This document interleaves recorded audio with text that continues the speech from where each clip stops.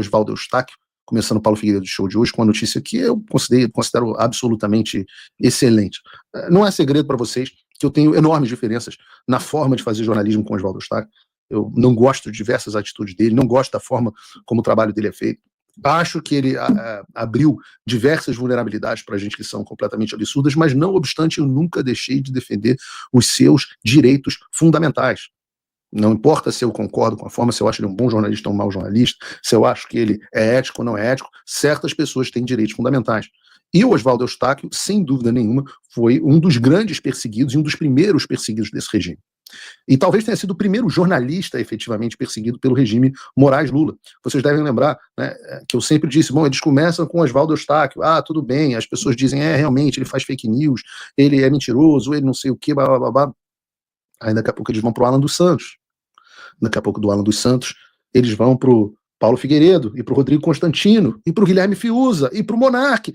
E a gente chegou ao ponto onde até a Folha de São Paulo foi ameaçada pelo Alexandre de Moraes.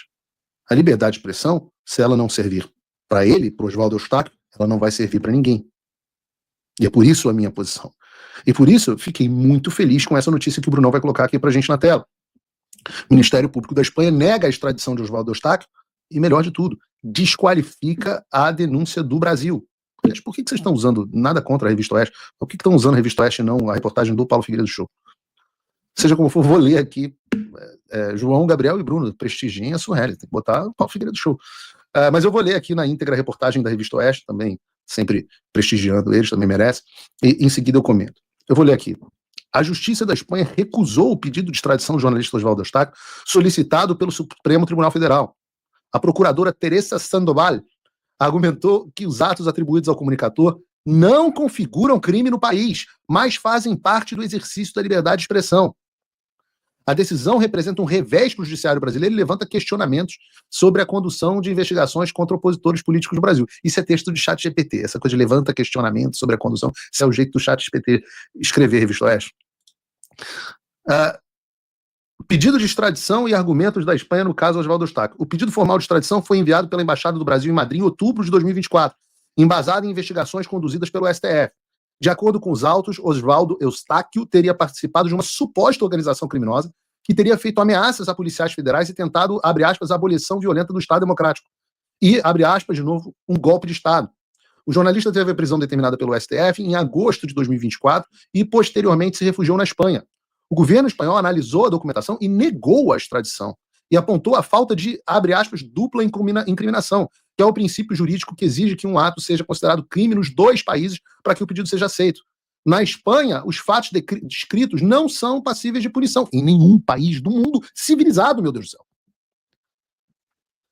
Não são passíveis de punição, pois estão protegidos pelo direito à liberdade de expressão.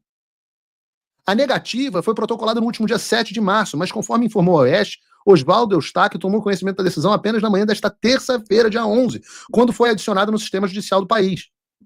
Estou pulando de alegria, disse o comunicador. Não sei, eu gosto de jornalista, né? Disse o jornalista. Comunicador, não sei o que é esse. Comunicador tipo Silvio Santos. Silvio Santos é um comunicador. Gugu Liberato. Né? A negativa da extradição reforça a tese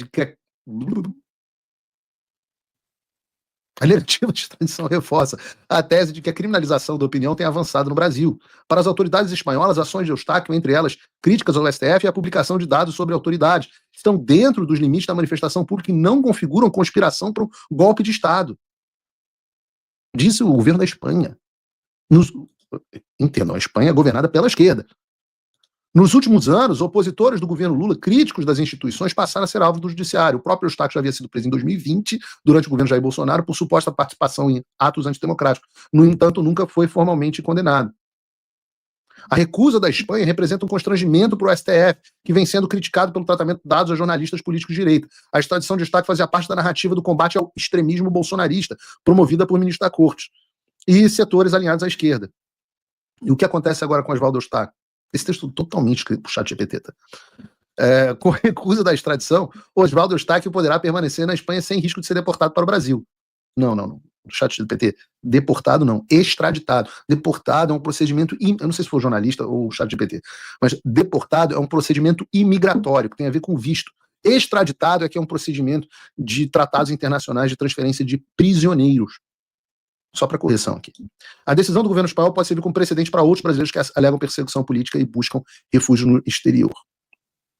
Eu digo isso, eu faço essa distinção, pode tirar da tela, Bruno, eu faço a distinção entre deportação e extradição, porque nós temos casos aqui nos Estados Unidos, até de pessoas que a gente está tentando ajudar, mas que vieram para o país ilegalmente, cruzando a fronteira, estou falando de pessoas no 8 de janeiro, vieram para a fronteira ilegalmente, cruzaram a fronteira ilegalmente, tiveram direito ao devido processo legal imigratório nos Estados Unidos, não conseguiram, não tiveram bons advogados, não conseguiram comprovar a situação e correm o risco de serem deportados.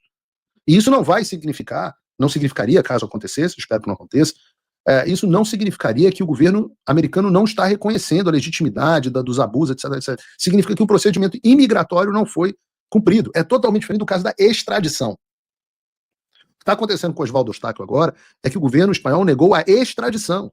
O que aconteceu com o governo do Cláudio dos Santos é que o governo negou a extradição. Então, deportação é uma coisa imigratória. Extradição é uma coisa criminal. E a negativa da extradição do Oswaldo Eustáquio é uma coisa absolutamente gigantesca. Absolutamente gigantesca. Eu vou lembrar que na semana passada eu trouxe aqui no Paulo Figueiredo Show o advogado do Alan dos Santos, o Dr. Renaud Santos, Renaud Filho, que disse que os Estados Unidos já tinham recusado o pedido de extradição do Alan feito pelo Alexandre. E não só isso. Até a Interpol tinha tirado o nome dele da lista da difusão vermelha. Que é outra coisa que as pessoas fazem confusão. Tá? Lista da difusão vermelha, a Interpol é um banco de dados internacional. Banco de dados internacional. Quando um país membro tem um mandado de prisão contra alguém, expedido por qualquer pessoa. Eu já tive na lista da Interpol. Qualquer pessoa. Quando eu tive detido, eu conheci um cara que tinha sido colocado na lista da Interpol também pelo presidente pela Irmandade Muçulmana no Egito. O cara era um egípcio, a Irmandade Muçulmana foi lá e colocou o nome dele, porque ele era parente do Nasser, que foi presidente do Egito há muito tempo. Então qualquer país mesmo pode colocar. A Coreia do Norte, se eu não me engano, já pediu para botar o Trump. Já houve países que pediram para botar o Benjamin Netanyahu e por aí vai. Em geral, a Interpol aceita pedidos, exceto quando são casos flagrantemente políticos. No caso do Alan dos Santos, a Interpol teve o nome, colocou o nome do Alan dos Santos e depois retirou o nome. Porque analisou o caso e viu justamente isso que está vendo aí agora. A mesma coisa. Que não havia nenhum crime descrito ali pelo Alexandre. Em outras palavras, a Interpol disse que o Alan dos Santos não havia cometido crime, que o Alexandre estava inventando crimes. A mesma coisa disse o governo dos Estados Unidos sobre o governo Biden ainda, governo de esquerda, que o Alan dos Santos não havia cometido nenhum crime, que o que ele havia feito estava coberto pela liberdade de expressão e que o Alexandre de Moraes estava inventando crimes. Agora nós temos a Espanha, outro país governado pela esquerda, recusando mais um pedido de extradição feito pelo Alexandre. Nós temos também casos similares na Argentina, que pessoas que não foram extraditadas até hoje pela autoridade do país.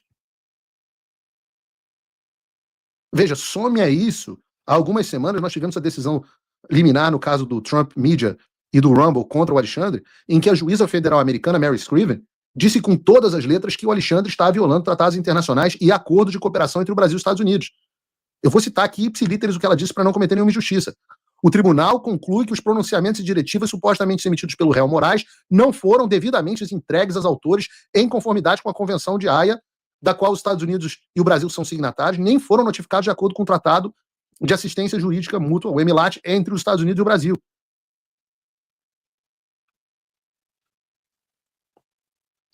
Então, quando você junta o caso do Rumble, do Oswaldo Eustáquio, do Alan dos Santos, da Argentina, você chega a uma conclusão inevitável. Duas conclusões inevitáveis. A primeira é de que o Alexandre não tem absolutamente nenhuma moral no mundo. E a segunda, que se segue a essa, é que você já tem, de outras jurisdições, evidências mais do que robustas do abuso de poder do Alexandre de Moraes. Eu volto a dizer que apenas essas decisões internacionais já subsidiam um novo pedido de impeachment ao Alexandre de Moraes. Ah, mas Paulo, não adianta, porque o presidente do Senado, o Alcolumbre, não vai aceitar. Até aceitar. Até o dia que ele aceite. Veja, ele nunca recebeu um pedido dele. Então, sequer dá para acusá-lo de cúmplice. porque ele acabou de chegar. Então é necessário que o Alcolumbre seja provocado. É necessário que esses pedidos se acumulem. É muito necessário. Veja, no meu caso, como reportou a Folha de São Paulo, o Alexandre sequer vai me notificar aqui nos Estados Unidos, justamente por conta de situações como essa do Oswaldo Eustáquio, e do Rumble, e do Trump Media, e do Alan dos Santos. Porque ele sabe que se ele seguir o procedimento legal e me notificar aqui na América, não vai dar em nada. Não só não vai dar em nada, a jurisdição vai devolver dizendo para eles que o caminho legal não está sendo seguido e que eu não cometi crime. E claro, essas medidas vão minando, vão perdendo autoridade, vai rejeitado pelos americanos, rejeitado pelos espanhóis, rejeitado pelos argentinos, etc, etc. E precisa ser rejeitado pelo brasileiro. Então a oposição brasileira também não pode ficar parada, olhando a gente trabalhar no exterior, sem tomar atitude alguma.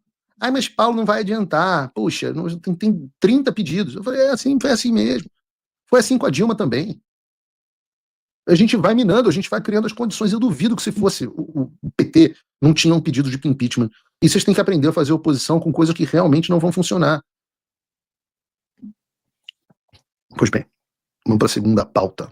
Não deixem de curtir aqui, nós estamos já com 14 mil pessoas nos assistindo. Não deixem, por favor, de curtir o programa, apertar repost, se você está assistindo pelo X, mandar para os amigos, mandar para os inimigos. Gostaram do meu novo copo? Não sei se dá para ver. Bonito, né? Esse copo foi um presente do pessoal da Easy Meats, que vocês já devem saber, vocês que acompanham o meu Instagram, devem saber que o pessoal da Easy Meats é quem me alimenta com carne de altíssima qualidade.